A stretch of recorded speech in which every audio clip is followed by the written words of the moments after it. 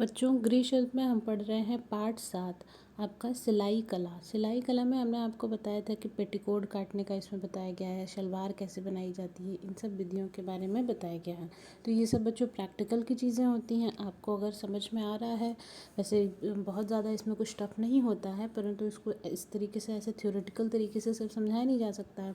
तो आगे हम बताते हैं आपको पहले सिलाई मशीन के बारे में। सिलाई मशीन और ये सब चीज़ें हम देख लेते हैं, फिर स्कूल खुलने पर आपको ये सब चीज़ें आगे की बताई जाएंगी कैसे उसको बनाना है। सिलाई मशीन में क्या होता है बच्चों कि हाथ से आप चित्र में भी देख सकते हैं किस तरह की सिलाई मशीन होती है। उसमें धागा डाला जाता है, कहाँ से सुई होती है, कैसे उसकी सफाई की जाती है, कैसे उसकी देखभाल की जाती है। तो इन्हीं सब चीज़ों के बारे में हम जानेंगे, क्योंकि हम लोग का उपकरण क्या होता है, किसके माध्यम से हम सिलाई करते हैं। तो जैसे हम पढ़ाई करते हैं तो पढ़ाई के लिए हमें पेन की आवश्यकता होती है। पेन हमारा एक तरीके से हथियार होता है। उसी तरीके से हमारा सिलाई मशीन जो होती है बहुत ही महत्वपूर्ण चीज़ है। तो हाथ से वस्त्र सिलने में काफ़ी समय लगता है। सिलाई मशीन बहुत महत्वपूर्ण है।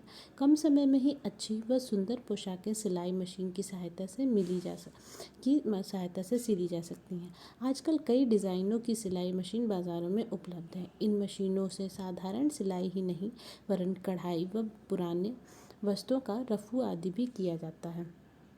तो इस तरीके से बता रहे हैं कि बहुत बहुत तरीके के मॉडल मतलब नए नए भी आते रहते हैं, लेकिन बेसिक जो आपका होगा वो क्या होगा, सिलाई मशीन का काम सिलाई करने का तो होगा ही, हो सकता है और एडवांस टाइप की होगी तो उसमें कढ़ाई और पुराने वस्त्रों के रफू भी कर सकते हैं आप।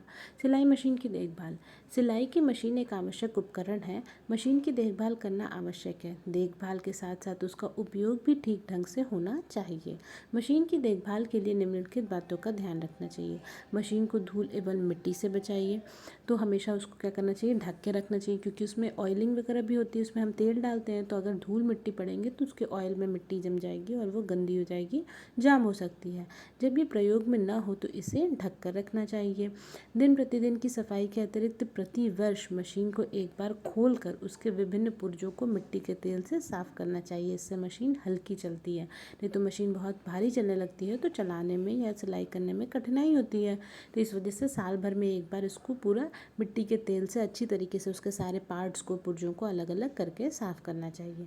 प्रति सप्ताह या 2 सप्ताह पश्चात मशीन में तेल, मशीन का तेल जो कि होता है, ये नहीं कि सरसों का तेल या कोई भी तेल नहीं डाल देते, मशीन का तेल अलग से आता है।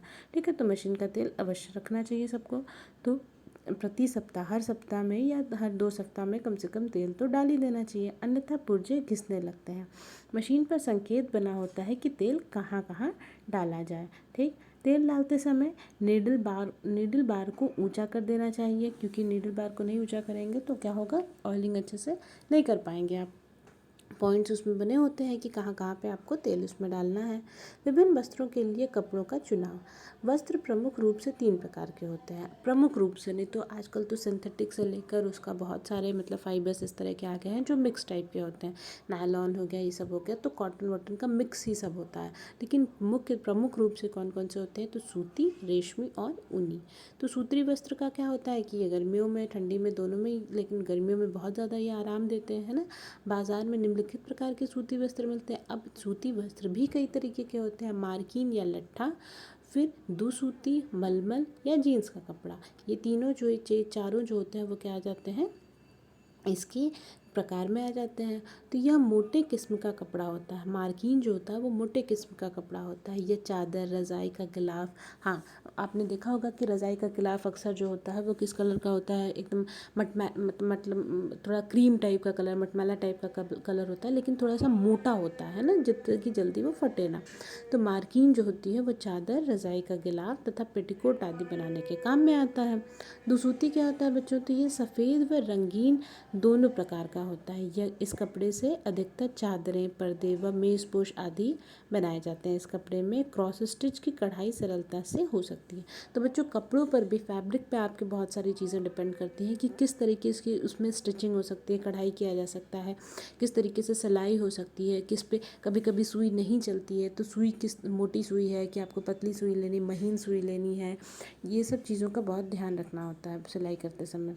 जीन्स मलमल का कपड़ा, तो मलमल भी क्या होता है, यह वस्त्र अत्यंत महीन होता है, बहुत ही ज़्यादा सॉफ्ट होता है, मलमल कहा जाता है ना। यह सफ़ेद या रंगीन दोनों प्रकार का होता है। इससे ब्लाउज, दुपट्टे, रुमाल, कुर्ते आदि बनाए जाते हैं। जीन्स का कपड़ा क्या होता है, तो सभी लोग जानते ही होंगे कि मोटा और टिकाऊ तो होता ही है जीन्स का कपड़ा। अनेक रंगों में भी मिलता है, जैसे सफ़ेद, नीली, खाकी, इस तरह के की पैंट वगैरह बनाने के लिए सब काम में आता है। मोटे कपड़े होते हैं तो पैंट वगैरह के लिए अच्छा होता है। रेशमी वस्त्र कैसे होते हैं बच्चों, तो रेशमी वस्त्र जो होते हैं वो जिसमें शाइनिंग टाइप की रहती है ना, रेशम के बने होते हैं, तो नेचुरल सिल्क एक तरीके से जो हम कह सकते हैं उसको। रेशमी वस्त्र जो होता है वो रेशम के तंतुओं से बनता है, मतलब फाइबर से, पतले धागों से बनता है।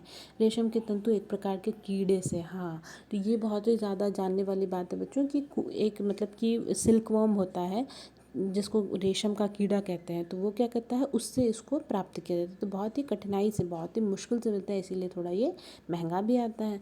तो कुकून से प्राप्त किया जाता है। रेशमी वस्त्र निम्नलिखित प्रकार के होते हैं। पहला हो गया आपका सिल्क। सिल्क बहुत ही मुलायम होता है, इसके धागे दोनों तरफ एक से ही होते हैं।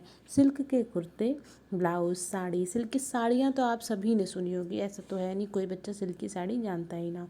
तो सिल्क बहुत महंगा होता है, इस वजह से साड़ियों में इसकी काफ़ी कई वैरायटी, अब उसमें भी कांचीपुरम सिल्क और कई कई कई टाइप के होते हैं, लेकिन मेनली जो होता है उसको सिल्क ही कहते हैं। साटन क्या होता है बच्चों, तो साटन जो होता है वो जिसमें शाइनिंग टाइप का अलग सा कपड़ा होता है। कभी कभी आप टिश्यू वाली जो साड़ियाँ मतलब लेडीज जब पहनती हैं तो उसमें साटन का जो होता है पेटीकोट यूज़ किया जाता है, जिससे कि उसमें झलके ना, और मतलब क्योंकि टिश्यू का कपड़ा तो थोड़ा ट्रांसपेरेंट टाइप का, तो जब झलकता है तो क्या होता है वो शाइनिंग, मतलब कि एकदम ब्राइट सा कलर आता है, तो साड़ी का कलर और उभर कर आता है। तो साटन क्या होता है बच्चों, चिकनी तथा गफ होती है। यह सफ़ेद तथा सभी रंगों में मिलती है। इसके गरारे, कुर्ते, लहंगा, शलवार आदि सब चीज़ें बनती है। सॉफ्ट कपड़ा होता है ये। मखमल क्या होता है, तो ये साटन की तरह का कपड़ा होता है, अंतर केवल इतना है कि इसमें रोए होते हैं। मखमल क्या होता है बच्चों, वेलवेट जिसको कहते हैं ना, तो कभी कभी कपड़े आपके टॉप वगैरह भी आपको मिल जाते हैं, हर तरह के मतलब चीज़ें सिली जा सकती हैं मखमल से। तो मखमल की रज़ाइयाँ आपने मतलब कवर में अक्सर आती हैं। अंतर केवल ये, इसमें रोए होते हैं ऊपर की तरफ, और ये देखने में सुंदर और महंगे होते हैं, काफ़ी थोड़ा कॉस्टली आता है ये वाला। तो इससे कुर्ता, रज़ाई, तकिया के गिलाफ आदि सब चीज़ें बनाई जा सकती हैं। ऊनी वस्त्र तो सभी लोग जानते ही हैं कि ऊनी वस्त्र क्या होता है, ठंडी में पहने जाते हैं, शीत ऋतु में पहने जाते हैं। हाँ, और ऊन हमें जो होता है वो भेड़ों से प्राप्त होते हैं। वस्त्र की संरचना के अनुसार ऊनी वस्त्र जो होते हैं वह प्रकार के होते हैं, जैसे कि ट्वीड और सर्ज। तो ट्वीड क्या होता है बच्चों, यह मोटे गर्म धागों का बना होता है, यह काफ़ी गर्म होता है। ट्वीड खुरदुरा एवं मुलायम दोनों प्रकार का होता है। इससे कोट, ओवरकोट आदि बनाए जाते हैं। तो कोट, ओवरकोट वगैरह जो होता है, मोटे मोटे काफ़ी गफ वाले जो कपड़े होते हैं, गर्म कपड़े होते हैं, वो ट्वीड कहलाते हैं। सर्ज क्या होते हैं, ये देखने में जो होते हैं वो सुंदर और कोमल होते हैं और कीमती भी होते हैं। इससे भी पैंट, कोट और इस तरह की चीज़ें बनाई जाती हैं। तो आज के लिए तो बच्चों इतना ही। आपने सिलाई मशीन के बारे में जाना, वस्त्रों के प्रकार जाने, तो वस्त्रों के प्रकार पता होने की वजह से हम उसका ये नहीं है कि जिसका तकिया का गिलाफ या चादर या पर्दे बनने उसका हम कपड़ा बना दें, उसका हम सूट सिलना, तो इस तरीके से नहीं होना चाहिए। आपको इन सब बेसिक चीज़ों की जानकारी तो होनी ही चाहिए, तभी तो सिलाई करने में आपको समझ में आएगा। ठीक है बच्चों, तो आज के लिए फिर हम इतना ही बता रहे हैं आपको। आगे प्रश्नाभ्यास आपको कराया जाएगा, कोशिश करिएगा कि आप स्वयं से करिए, नहीं समझ में आएगा तो फिर आपको अगले दिन की कक्षा में आपको इसके प्रश्नाभ्यास बताए जाएंगे। धन्यवाद बच्चों।